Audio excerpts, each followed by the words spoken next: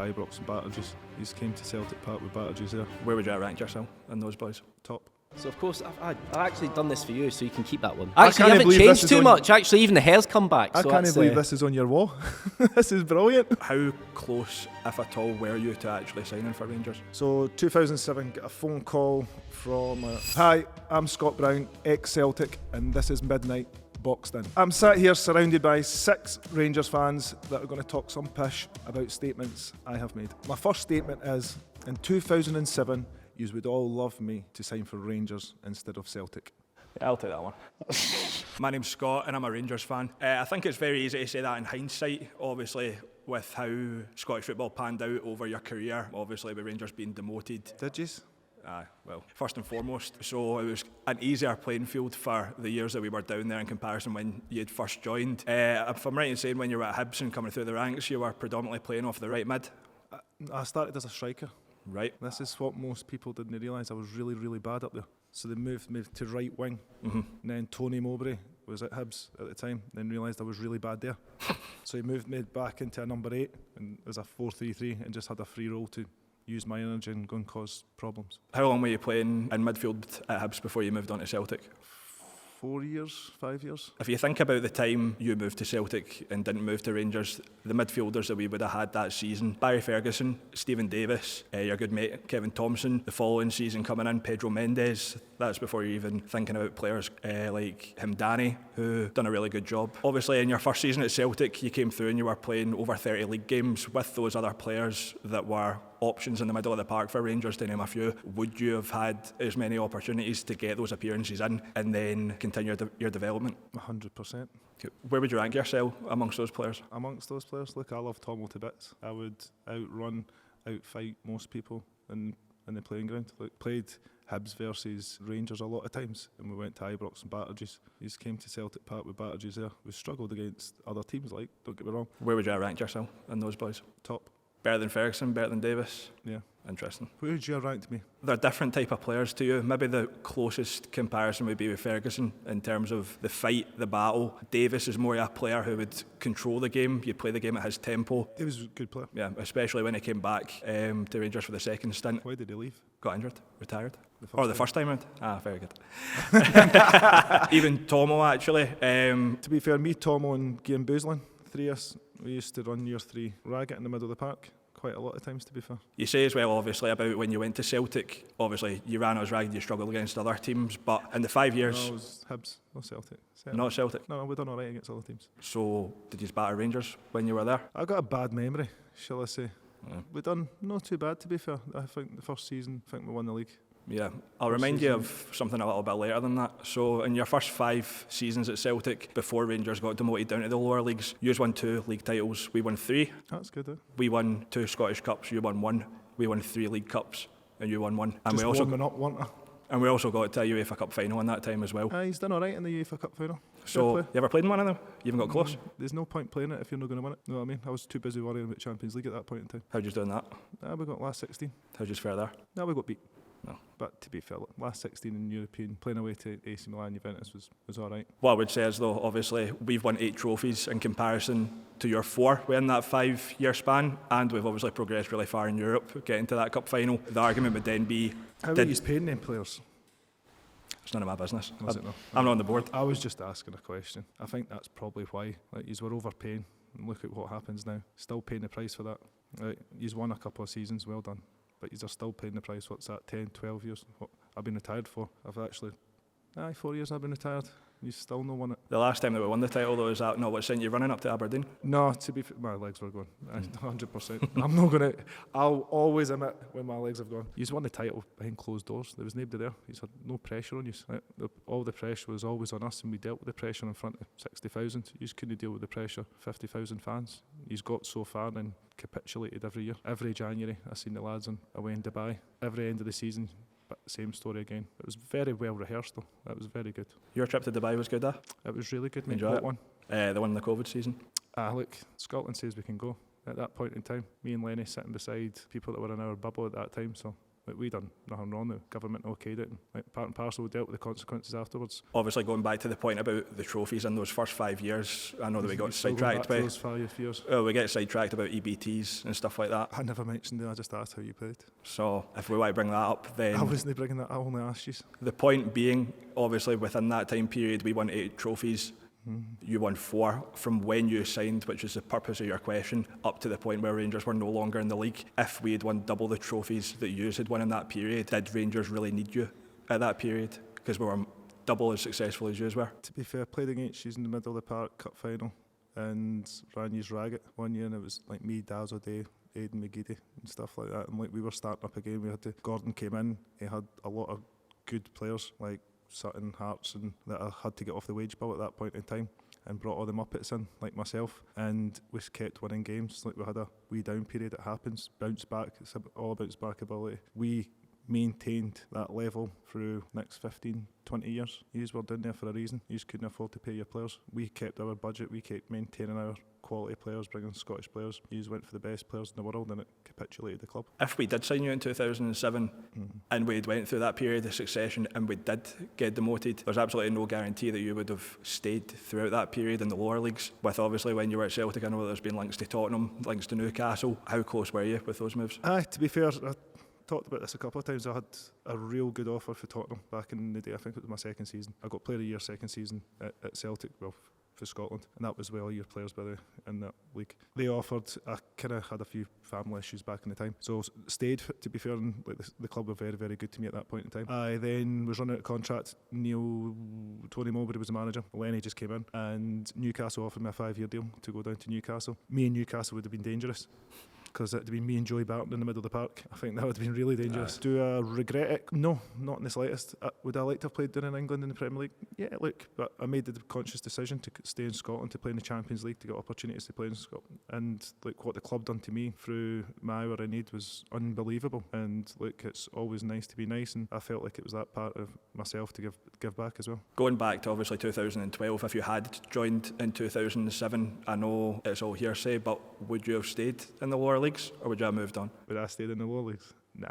You would have gone.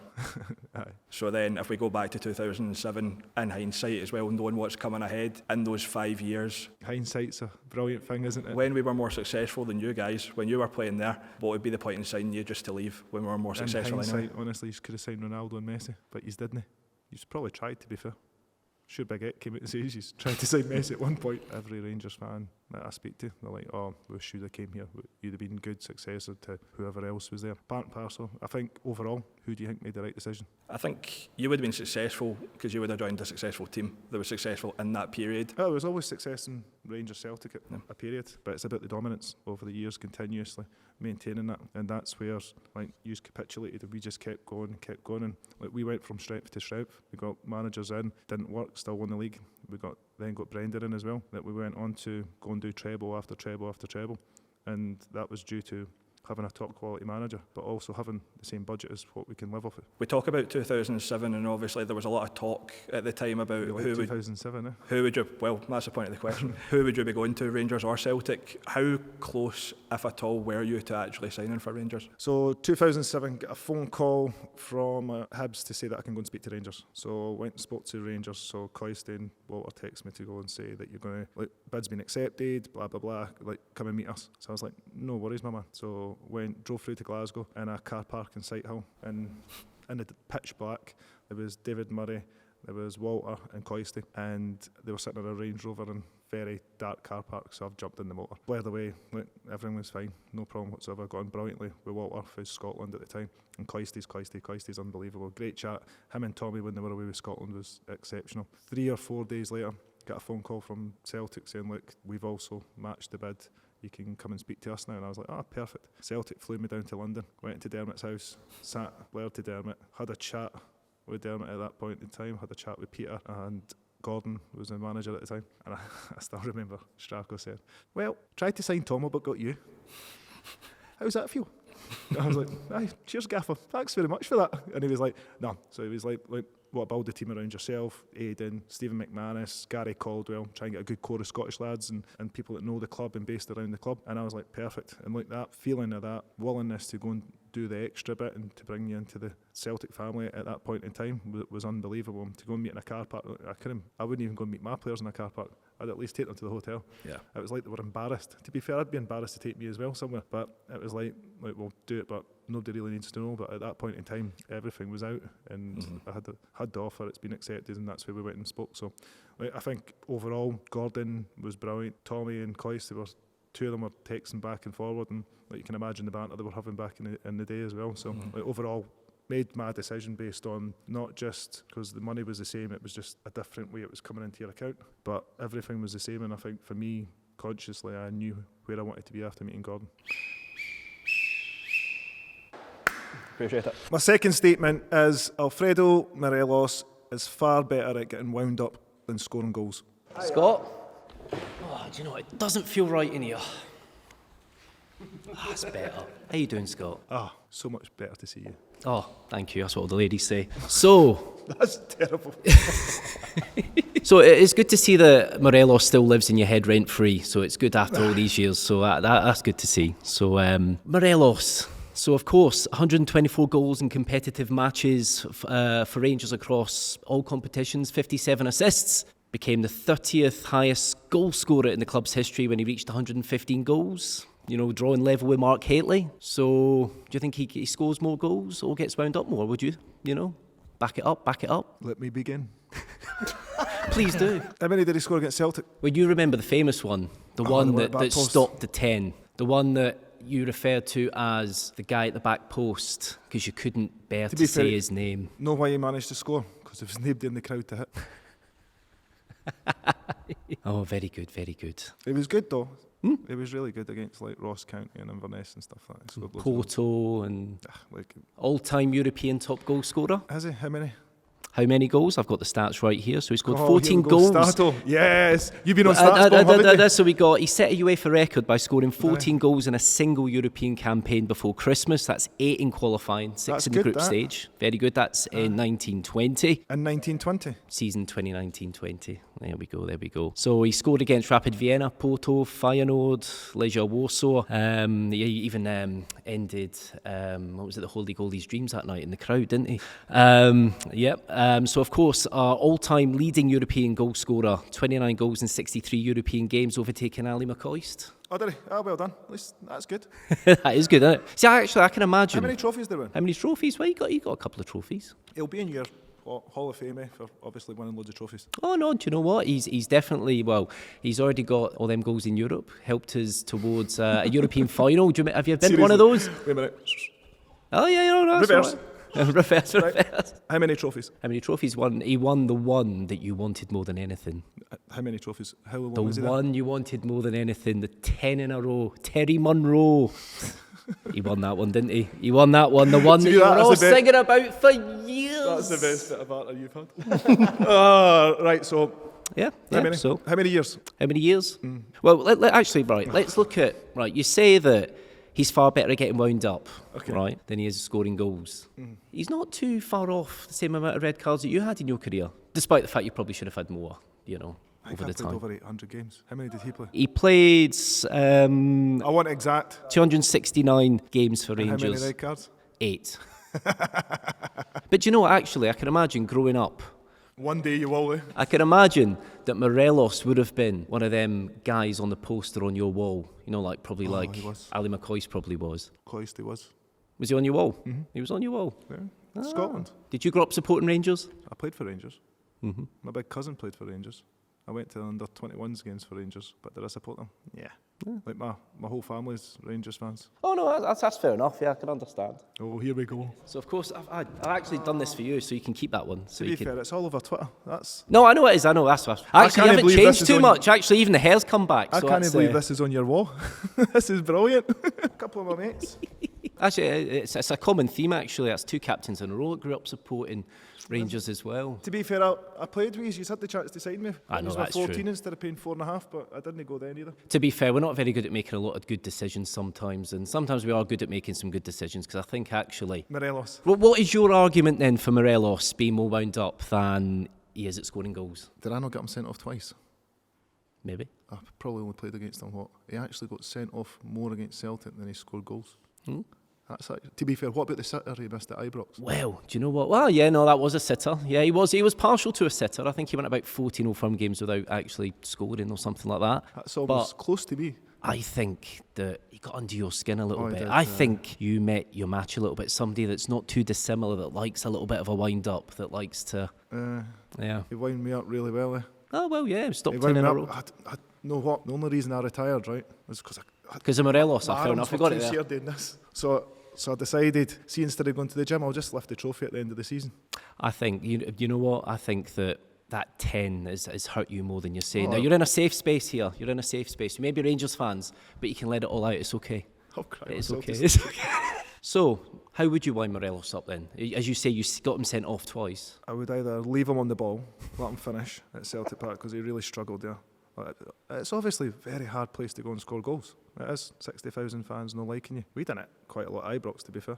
He didn't fancy doing it. But no, yeah, there was one, I remember it was at Celtic Park. It was actually quite amusing, right, because he started all right in the game. He tried to press for that. Know how he did in that kid on press. He ran about, but then died of death after about 15 minutes because his fitness levels dropped dramatically.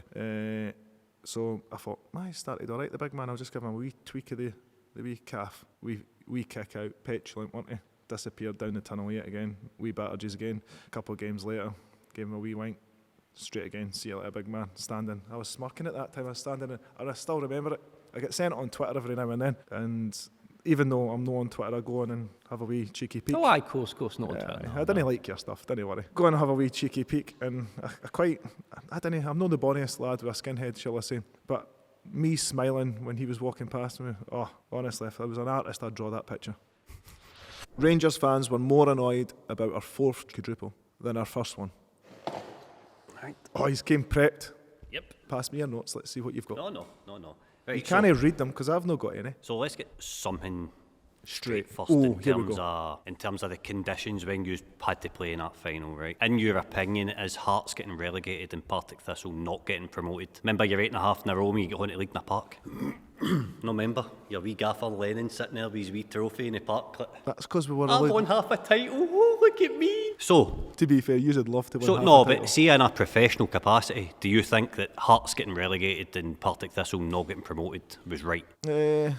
Probably at the time because everything was going wild. Aye. I don't know what was right and wrong at that point in time. COVID was hitting, fans weren't allowed in places, like it was all up for grabs at that point in time.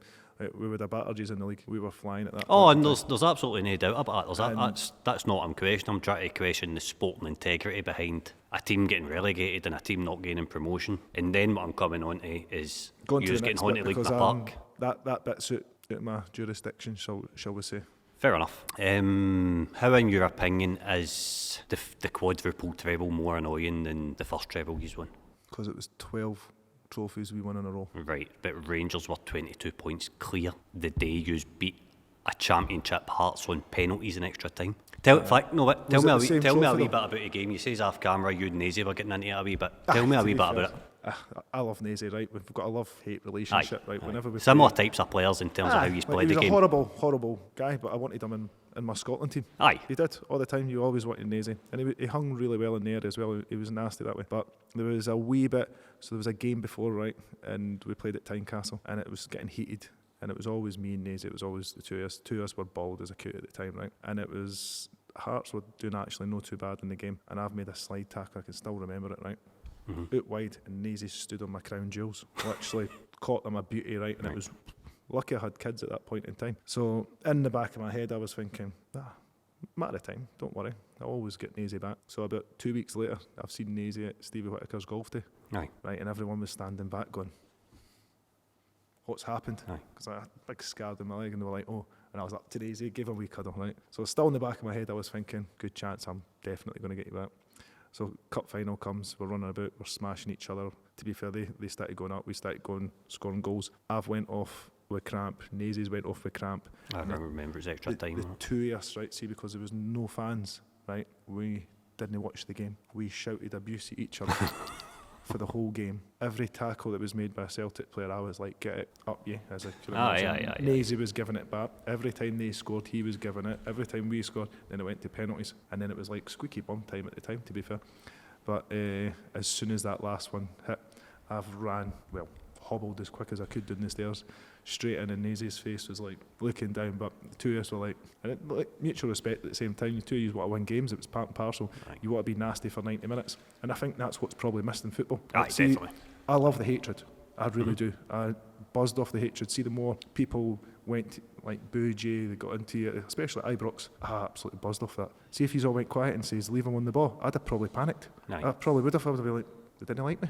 I really enjoyed the whole part of being hated. And like, I love the environment, the Rangers, Celtic, getting the crowd back in, and that 6,000 fans, because see, when you win, especially away from home, it means so much.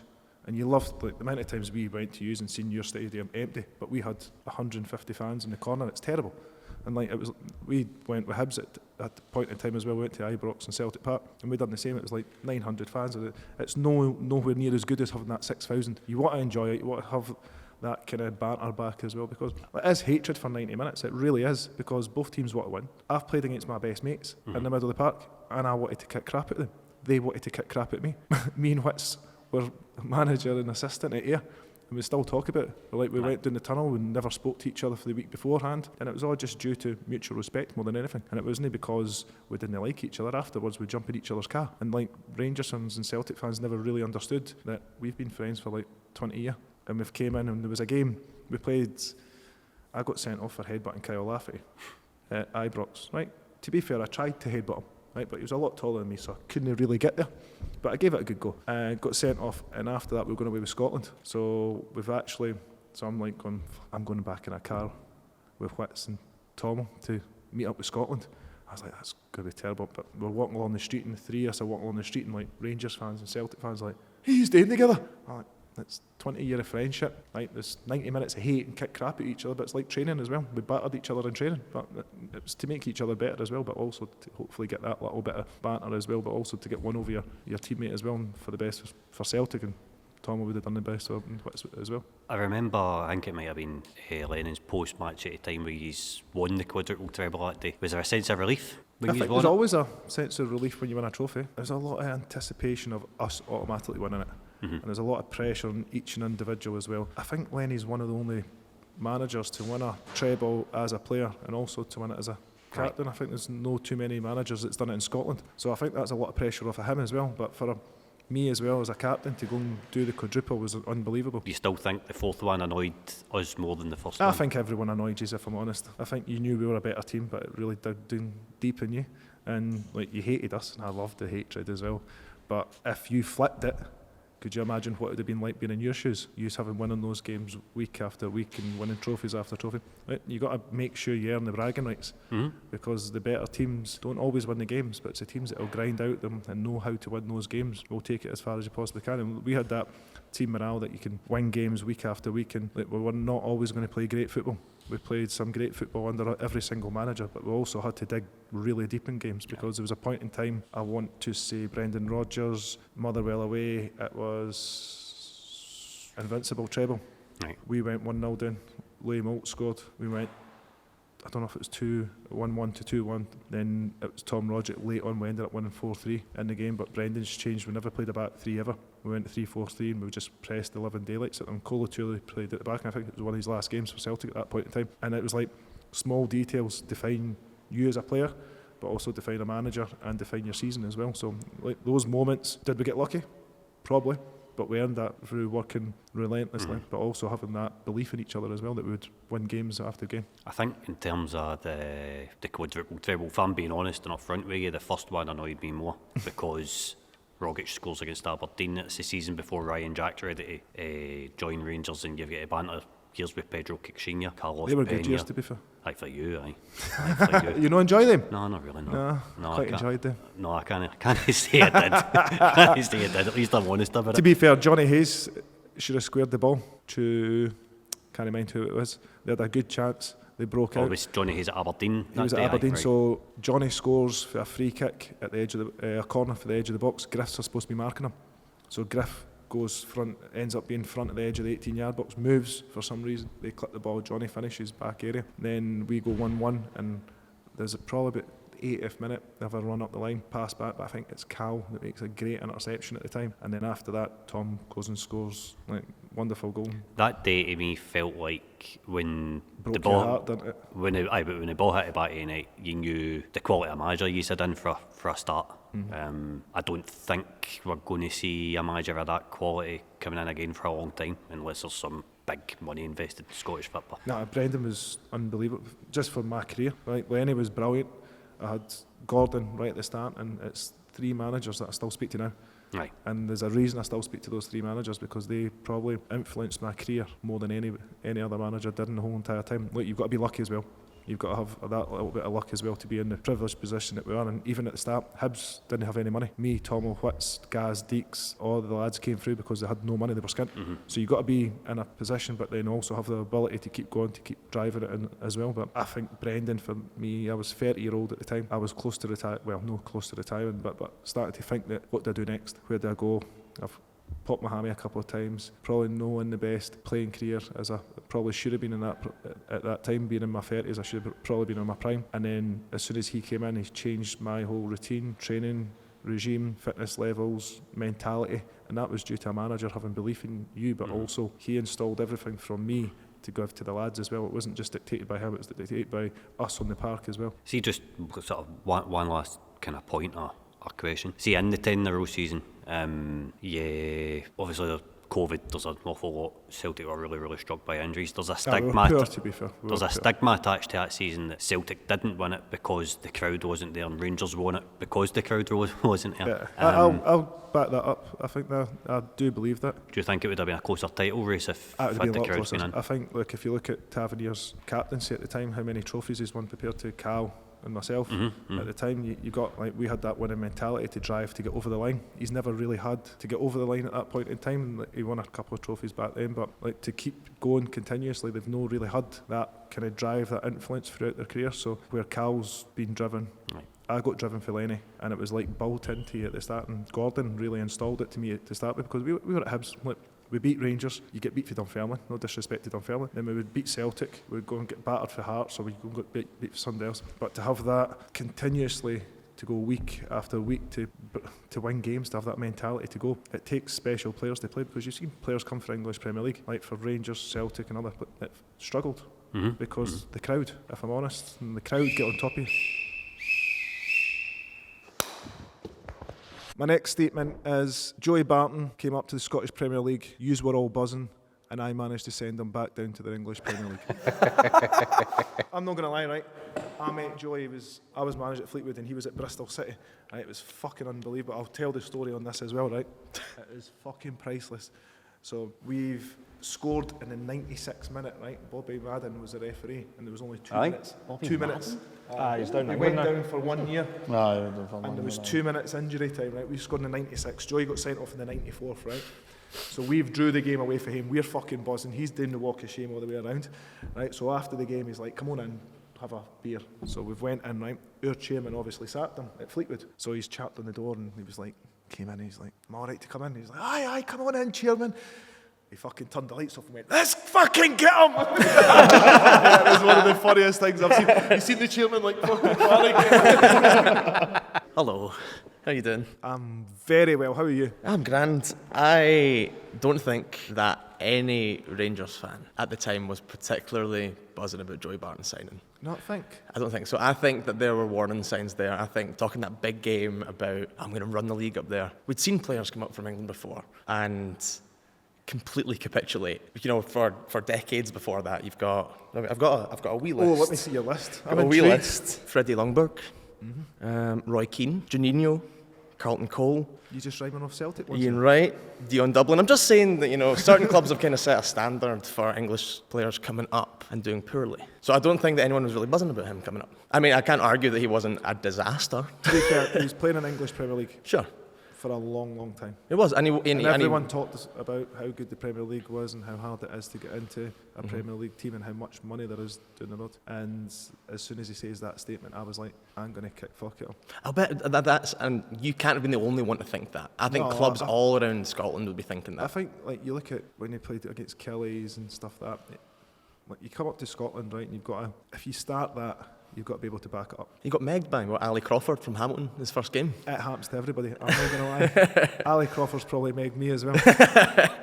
But you've got to be able to back it up, and at that point in time Rangers were nowhere near good enough to back that up, and with one player coming in, and even when he didn't really set the light on fire, if I'm honest. He came up with a big personality, a big attitude, and we played in the game, and the back of my head was like, every 50-50, I'm going to do it, I'm going to make sure I win it. So there was 3 drop balls, I won every single drop ball, literally every single drop ball.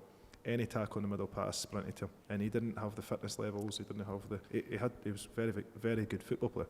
He was, and can't deny that. But he played in the English Premier League for that long, and everyone moans about the Scottish football and the football that we play, but the style in Celtic Park and Rangers can always be perfect because the pitches are really, really good. So for us, it was about making sure we set the tone early doors, and that was my whole football thing that day. It was sitting in my head, standing in the tunnel, going, "This is my time." And I'm going to make sure I do it. And my whole game plan was to make sure any time he got the ball, I smashed. Do you think in the statement you made that, you know, you personally sent them back down the road, which wasn't the case? Any team that he played against was also chomping at the bit. No, but I mean, like, you weren't the only player that was chomping at the bit that's to the prove thing, a point. Everyone wanted to do that. Aye. See, because you've got that big personality, big ego, I'm all up for.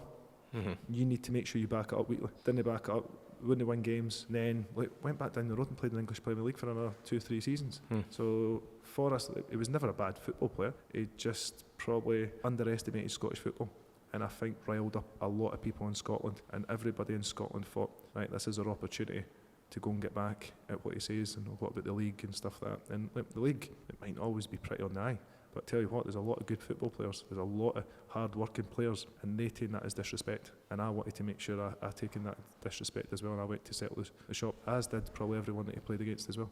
And I think that the disrespect is evident even from a Rangers perspective, though. That's kind of the point I'm coming at here, is that... I would say, who's the press officer at the club?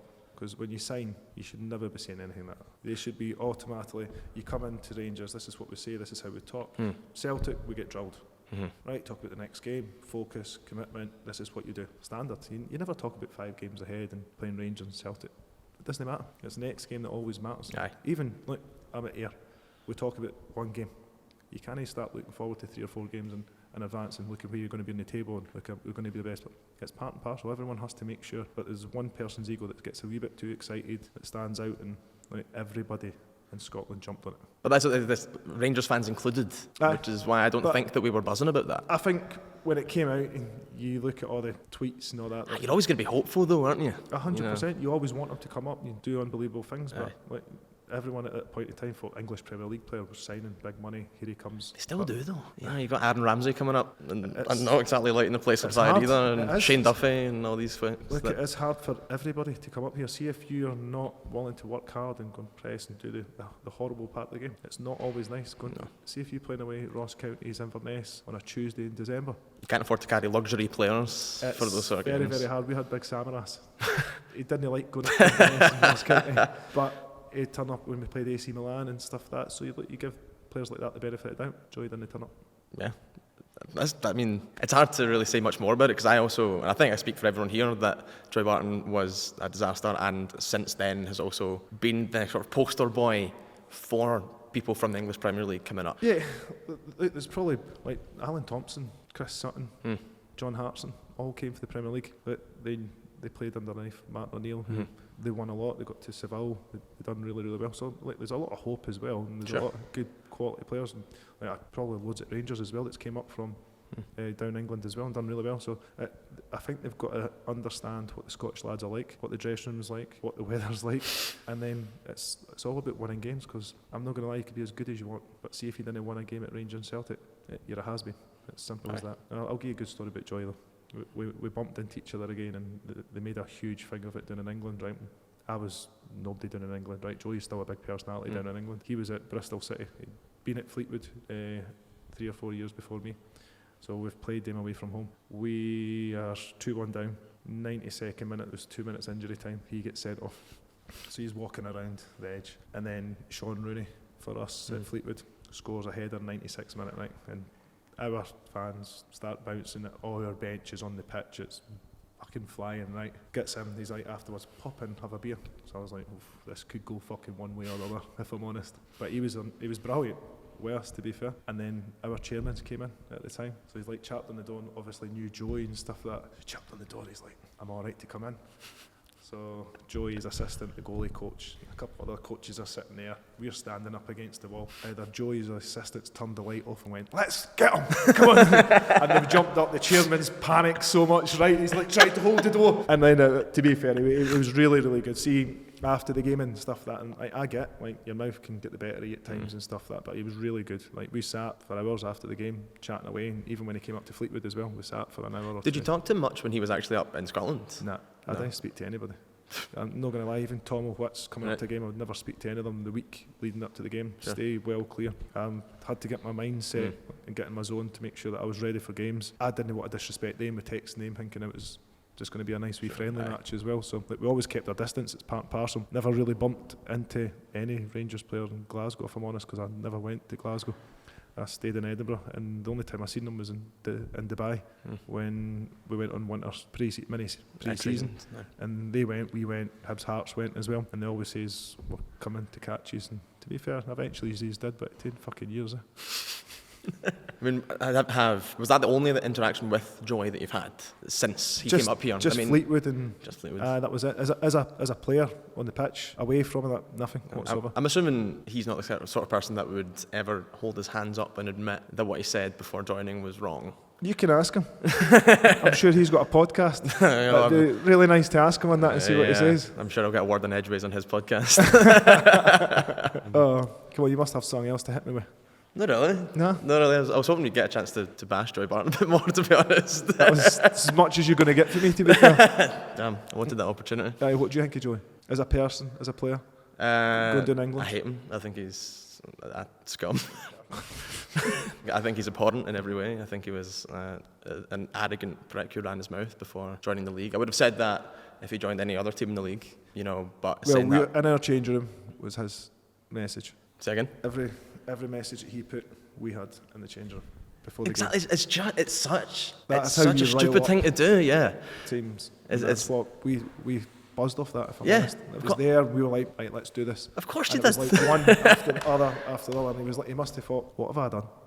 And it was like 20 rats on the park running about smashing each other. Aye. So it's part and parcel of football. You need to do the hard work, you have to do the grind before you can start rolling your mouth off. Aye. As a little boy in fives who was like, semi-pro for a while, coming in and playing, obviously everyone's going to want to snap him. 100%. I've been there as well. I'm not gonna lie. My mouth got the better of me as well.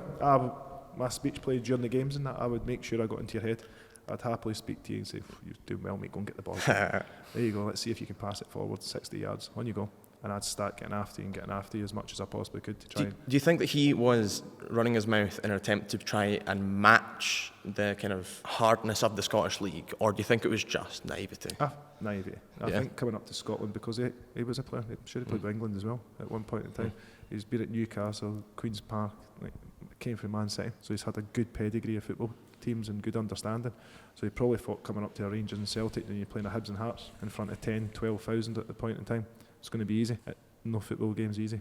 Never, especially up here as well. What the fans expect, what the lads expect as well, especially in that changing room, the Scottish lads, and I'm sure they would have probably had a word with him after saying it, but it's too late at that point in time. Targets on your back already. Everywhere, and that's when I go back to the press officer. That's when I go back. Like, you should be, as soon as somebody comes in the club, this is what you say, this is your statement. It's boring, yes. So do you also think the Rangers are to blame for that as much as him? Well, for letting him. If they're letting, I don't know if it was club media or if it was beforehand. I don't know, but if it was club media and he says that, then there's a huge problem there. Graham, that was easy for you. No, I know. You actually ran out of slaughter and joy. My banter was never that bad. Rangers fans just taking it too serious. I'd shake your hand, but you're too far away, I wouldn't want to shake yours, probably. Oh, don't break my heart. I think that you need to be an example to some extent, or at least responsible for your actions. And and did you have any positive intentions with any of your actions? And did you say earlier in this that you are buzzed off the hatred? Yes. And so is the winning not enough? No. Right. So how is that being taken too got under your seriously? If you've skin. got a genuine intention to goad, not only like players, fair game, gamesmanship, fair play, but beyond that, actually going towards opposition supporters. Because I loved it. Yeah, Really which did. I'm saying people are well within their rights as paying punters to take seriously. I'm talking about when you were up in the advertising hordes at Ibrox. I'm talking about when you went in front with your sunglasses on at Ibrox. I'm talking about away I at want to know who Parkhead. turns up with shades on when it wasn't that sunny at that game. But And thanks. what? To be Right. fair, thanks very much to the Celtic fan that done that. Well, the point is, that is a reasonable thing to be aggrieved at. And for you to say otherwise is ridiculous. Okay. Right. So, for 90 minutes, you can shout, abuse, whatever you want, right? For 90 minutes. And I sit there and couldn't care. For one small thing, I put a pair of shades on. That was, I gave you 3 there, to be fair. oh, sorry, I stood on your boards. I didn't break them. I was very gentle with them. I hope you will. Very gentle. And what was the other one? At Parkhead, Halliday, what was it Gerrard said? Stood up for his people or something like that. I mean, that's maybe a bit strong, but you know, you didn't. You could have, well within your rights, celebrated your achievement, which it was, without going at an opposition set of supporters, and you chose to do that instead of just They celebrating. were the your victory. closest ones to me. I was just excited. It's convenient, isn't it? It was very convenient. Aye. It was a shame that they were right there in that wee end. Besides- Instead of the whole, was it the rest of Paradise or whatever it is? Every Look, day, hey, all your yeah, it's all Bane- starting to come out now. eh? Aye, so it is. Come on so over it to is. Paradise, my Aye, man.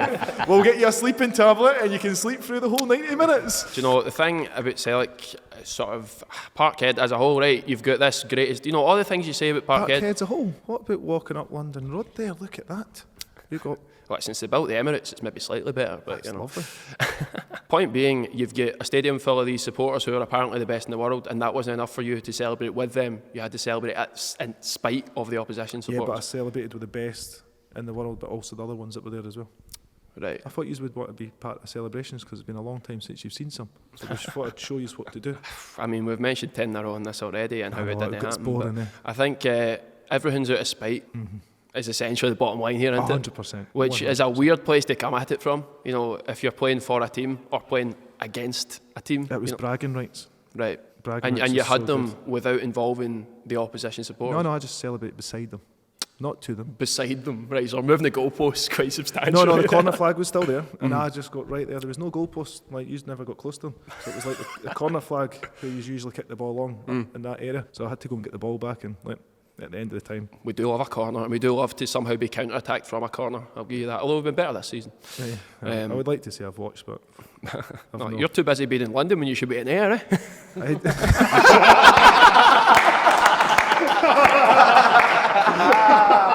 No, that's the best.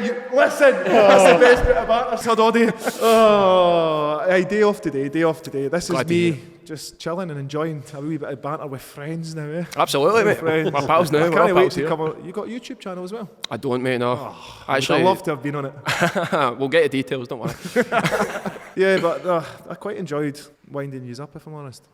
I've enjoyed being wound up, so the feeling's mutual. But I think, to your point, it's not been taken too seriously. It's proportionate. You've wound people up intentionally. They've been wound up. You do have But I've done that in the pitch, right? Never outside. the quote, which I agree with for you, is that football should stay within the stadium. But we both know it doesn't, and you've got some sort of responsibility. Not that you deserved everything you got from probably deserved minority of Neanderthals. That's not what I'm saying. I'm saying that you have a responsibility as a public figure to expect what's going to come, and then it comes, and then you're like, oh, it wasn't that serious. It wasn't all that. It was. People pay money. People get wound up, too wound up, and then you. That's not my problem if they get too wound up. It's not your problem, but you do hold some responsibility for it.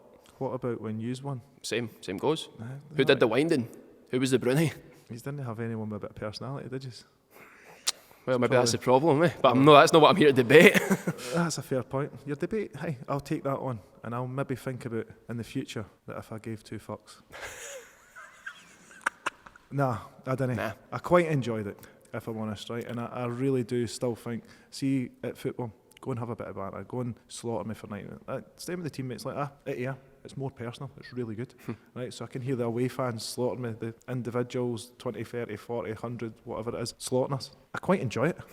Right? The more personal it is, the better it is.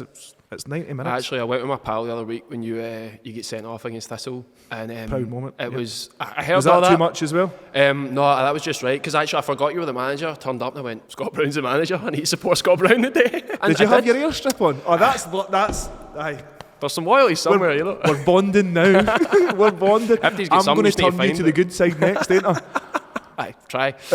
I tell you what I will say, right? I know I'm supposed to beat your throat here and all that, but I remember when you stepped up to the plate with Glenn Kamara and supported him after he got racially abused, and I'll always respect you for that, and every Rangers fan should as well. However, I'll give on that. Absolutely. Nobody should ever be racially abused, and that's Absolutely. one thing that we stop at football, like slaughtering people. Like if he's terrible, he's had a bad game, get off them. sure, but that, I remember that, and even like my dad remember. You know, there's people that probably wouldn't have too many good words to say about you that say good words about that, and it's good but that you also see a line and I think everyone's a human being, though. At the end of the I day, agree. but you take everyone as is. Glenn was a really nice man. He was. I met him down in Leeds, I says earlier, and we spent 10-15 minutes chatting away and stuff like that. And like, he was a good player, still is. Done Totally. really well for himself. No, I agree. But that's just too much. And like the hatred that he was getting online and stuff like that. Like, there's a lot of keyboard warriors out there. They sit there for so long, right? Never go to a game, slaughter people, want to do all sorts, say things. Like, you do things for 90 minutes afterwards. I honestly couldn't care. Like, Agreed. till the next game, like, you've got those bragging rights. You stand there, you're in charge, you're on top of the league, you're wherever you are. Next game comes, then go and fucking own it. Know what I mean? It's your opportunity now to go and set the record straight. You've got 90 minutes. Come on, whether it's Glenn, it's somebody else. Like, that part of football should never be seen. But part of me wanting to fight and to win for my club and to have that smile on my face, with cheekiness as well, I loved it. And I'll never change that for the world. I never would. And I'd like to see other people, like Cal's different captain what I am, Tavernier's a different captain what I am. Everyone's different. Personalities are different. That's what makes football so good. And the game's changing, it's getting a little bit softer, I'd say. You can't tackle, you can't do nothing, and like, you offend everybody with everything that you say these days. So like, I think everyone take a step back and go and enjoy a little bit rough and ready football match and come up to Scotland and watch a few games. Come along, you've been to one game already. I've got a season ticket for you next. The Glasgow postcode away days are enough for me, I think. Is Especially when I remembered you were the manager. And I'm like, oh, for fuck's sake. However, you know, I actually agree with you on the Scottish football point. I think it's us against the world in a lot of ways with the authenticity of our league. But to the initial point of the debate, Are you going back to that? aye, Stop absolutely. winding people up, eh? Oh, please, Don't wind people up after winning games. They shout abuse at you. I couldn't care what you shouted, honestly. I couldn't care what you say the other day.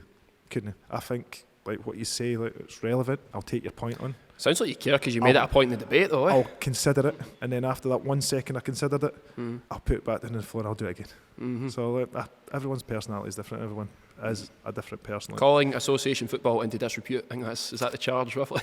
I didn't get charged for that. No, you got off with it, and I was like, come on. I mean, of all things, Celebrating. celebrate. It's not a fine often- line, it's not clearly. often we beat. Oh, it was. Sorry. I mean, you're not really disagreeing though that you went in with the I was intention. on the edge. You were on the edge. I lived on I the think edge. you maybe went over it a couple of times though. Eh? So I fell And over the 3 times I've A mentioned. couple of times the boundaries I maybe went over when I was trying to stand on And people would be right to take those seriously when you did. standing on top of billboards.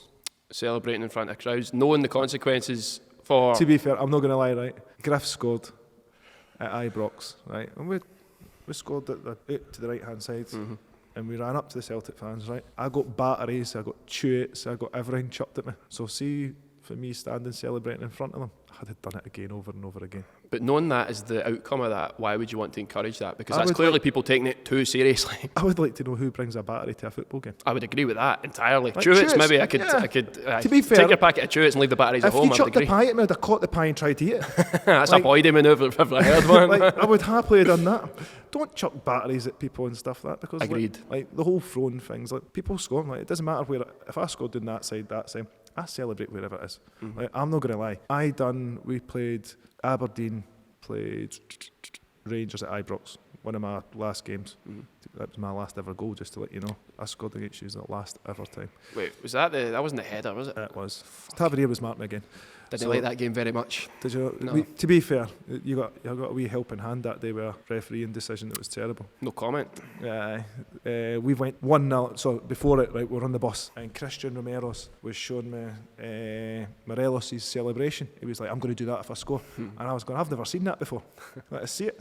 I was like, "Oh, that's what it's like when he scores." So Christian scores the goal, and I was waiting on it, and I was like, "Shite bag." Didn't say it obviously in that point in time. So for some miracle, I don't know, wee Dylan McGeoch crossed the ball, right? I've ran off the back of Tavernier, right, for another set play, and scored diving header. This was about 25 minutes into the game. Very premature. But live on the edge. In for a penny, in for a pound, okay? And I've done his celebration right in front of that stand. That was priceless. It was something. It was, Thank you very much. That's all you're getting, but it was something. That was my last ever goal in football. Well, I'm glad I was there to see it. That means so much to me. Fair enough, mate. It was good. Cheers. I think the 2011 match, when we managed to get a draw at Ibrox, managed to wind up more Rangers fans than any other match. So, talk me through the game first, Scott, before we get into the actual debate. Obviously, re-jog your memory if you can. I know you say it's a bit clouded when it gets... It's very cloudy at this point in times. Fraser gets sent off. Nazy dives. Whit scores a penalty. Chris Commons comes off. Who went on? Was it Lucas that went on? Could have been Lucas. Can't remember if it was Lucas or not.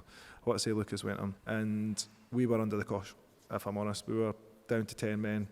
We were defending. We actually done not too bad. Usually had a few chances, if I'm honest. But we managed to stay in the game, and that was the main aim at that point in time. For some mental reason, Mark Wilson was playing right back at the time. I ended up playing right mid. We had Key in the middle of the park, so I've jumped out when Chris Commons obviously getting sent off and we played with a single striker. So Lenny's like, wee man, just go out there, deal with whatever, up and down the line, tuck in as much as you possibly can and just cause problems, like be horrible. So I've tucked in the middle of the park and Willows went sprinting. I'm like, what's he going forward for? I was like, because he's a better defender than he was obviously going forward. And I was like, we're down to 10 men already. We're struggling there. Usually left 3 players high and wide. So we were in a little bit of the cosh at the time. So Willows went up the line, played the ball, chopped back and actually played it to me. I've, for some reason, managed to chop from my right foot to my left, which is not strong at all, by the way, because my shooting is terrible. Anyone back this up. And I have sent it into the faraway corner, right in front of all the Celtic fans. And to be fair, I couldn't believe it, no matter them. And I've turned around and Juice there, and I thought, fuck this. And I've just chucked my arms up, and the chaos has kind of started to happen a wee bit. And I got booked for standing still and putting my hands up. And that's probably, when we talked about the worst bookings, that's right up there as well. Because I stood, I celebrated, didn't run in front of the crowd, didn't do anything. But I got that yellow card. And like we managed to take us back for a replay. I think we played 7 times that season. If I was honest. 7 or 8, wasn't it? And we've managed to take us back to Celtic Park for the replay, and we've won. So like going down to 10 men is horrible. We've done it twice at Ibrox. The times that I've probably been there, and we've had 2 good results. The 2-2 and Edward scoring when Brendan was there as well for us to win 2-1. So like, you can win with 10 men. It's hard, but it's horrible at the same time because you have to literally give up everything that we build up for the whole week. So we build up in possession, how we're going to play against you, how we're going to press, how we're going to get after you. And within that 20 minutes, the game plans just went boom, and it's like 4-4-1. Defend, counter-attack, defend, counter-attack. So what do you remember of that game? So it was actually my first Old Firm. Was it? Oh, a picture of me as well. Sorry, I might need to rephrase that. Glasgow Derby, apparently. So, but at least you know, though. I don't.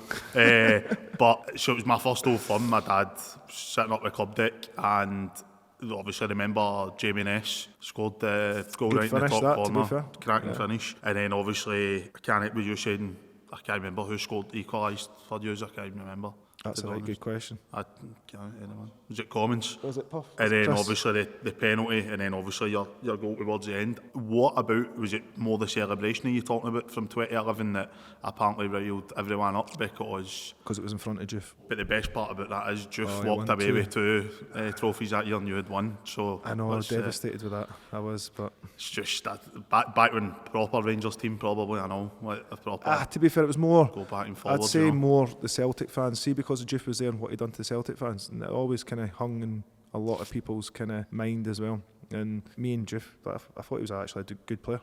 He was, but we had a good battle, and see any opportunity that I can go and smash him or he would go and smash me. And to be fair, scoring goals, he didn't really do that much in any games against us. He didn't really get beyond us. Like, you maybe won a couple of trophies, but over that time we won more of the Rangers Celtic games in that season. You won a couple of trophies. Fair play to you. When you that's what you say it's all about, but no, that's what I say. It's fair play to you. But like Juve never really done a lot against myself, if I'm honest. He won 2 trophies at the end of the season, which, we learn from. We won 1, we come back next year, we go stronger. And fair play to him, he came, he won a couple of trophies. That's what you have to do at Rangers and Celtic. You have to win Rangers, you have to win trophies. Rangers have to win trophies. And we didn't win enough trophies that year, if I'm honest. We probably weren't as good as what we should have been, because we had a good squad. We just probably didn't push it as far as we possibly could. I think that's fair enough. I just think, from the aspect, I get the whole Celtic fan thing and stuff like that. Didn't really think he was an overly great human being either. I thought he was a good footballer. Thought he's obviously came We up actually agree on something. Huh? We agree on something. Bill, that's terrible, eh? I know, that is bad. But I just think, going back to the actual original point, is when you say that annoyed Rangers fans more than anything else. I think it's a celebration at the time because it was right in front of him. Honestly, hand on heart, I was very young, right? Yeah. So it's probably a wee bit different. I didn't pay an awful lot of attention, as in, I agree that maybe other people, but me personally, I just thought, I've always been brought up with good Rangers teams that won things, especially for the late 90s all the way through, for the different teams. So you know what the late 90s were like? So winning games continuously, that's what Celtic fans then into go. 2000s, and then obviously when we ended up getting the demotion and stuff like that, I just think I was always brought up on trophies as well. That's what Rangers were all about. And at the end of the day, how's the last 10 years been for you?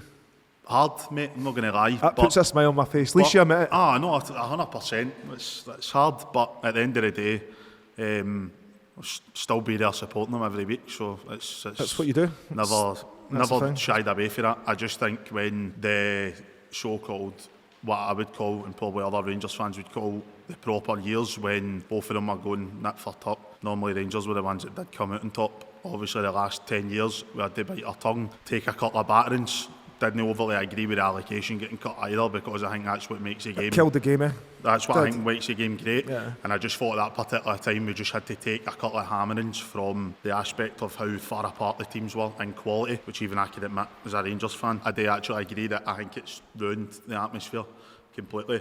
Obviously I don't know what the other guys will think, but I just think that was something that made the actual game special, was the amount of away fans that were in the ground.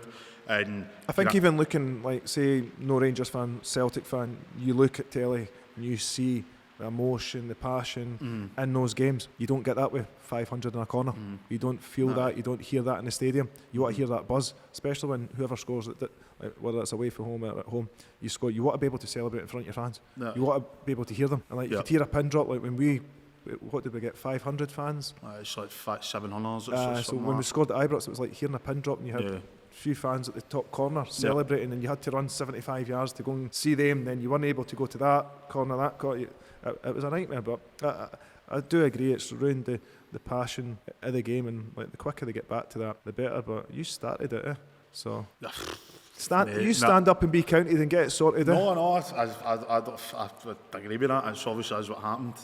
I don't necessarily, even though I'm like to say I'm one of the biggest Rangers fans you'll meet, but I can admit when obviously the club's got it wrong, and I do think that was one of the occasions. I think that's a good thing though. Everyone makes mistakes. Yeah, everyone yeah. So I do think parcel. that is, obviously I don't know how everyone else feels, but it's just a personal opinion. But going back to the actual main point in the debate, the big man's walked away with 2 trophies and you walked away with 1. If he would have stayed any longer, I'd have battered them up and down the road with trophies. I don't know. Yeah, I mean, honestly, if he kept that team, I think we'd have probably give you another couple of... He'd have given us a good run. We would have probably, we got stronger and we got more momentum behind us, and Lenny was great at that winning mentality as well, and having a drive and having a force. And I know you had Walter, and even that Cloystein, Lenny at the side of the park, that was unbelievable. That was absolutely box office. Yeah. That probably got the most hits, more than any game that I've ever seen. The two of them going for it. Shocking game as well, that one, to be fair. That was one of my better games. Is that the one? Is that the 3 sending offs? That one, the replay. Bagheera gets sent off for nothing. They was doing that left hand corner. I can't Game's gone, man. If that's, I mean, couldn't take any more of the ball. Unfortunately, wee Commons' wee legs are just there, so he's got to hit something in it. You'd know that. I can't say no.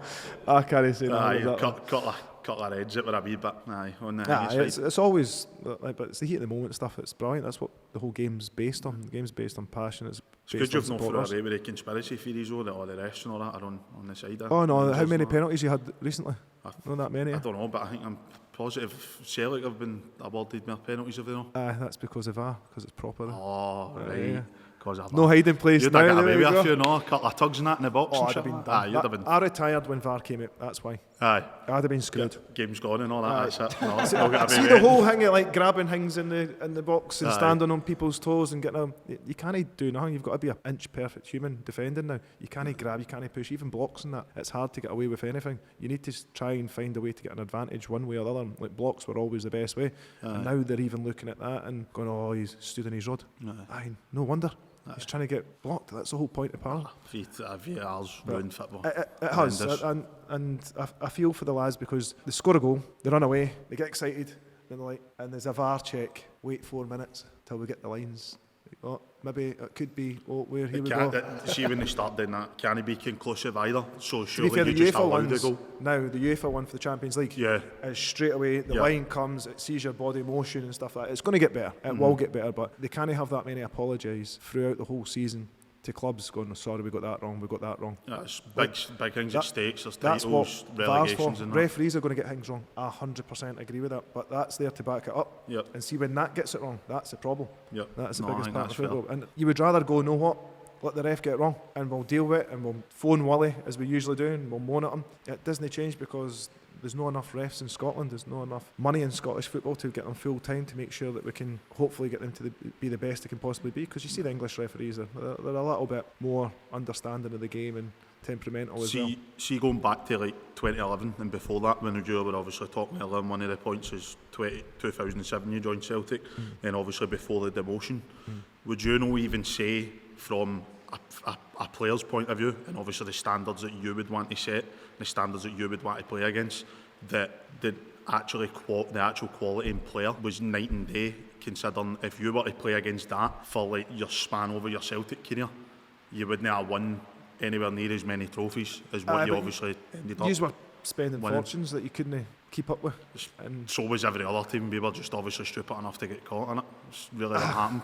I mean, Celtic know what always I mean? keep their... Arsenal were blatantly doing it down south. There's teams like that. It's just I can't question it. had to set an example, so obviously it had to be Rangers. Big bad Rangers and all that, as usual. Big bad Rangers. Arsenal. Where did you come up with that one? I just knew they were doing it. I know, mate. I don't know. That was Midnite boxed in. Make sure you like, comment and subscribe.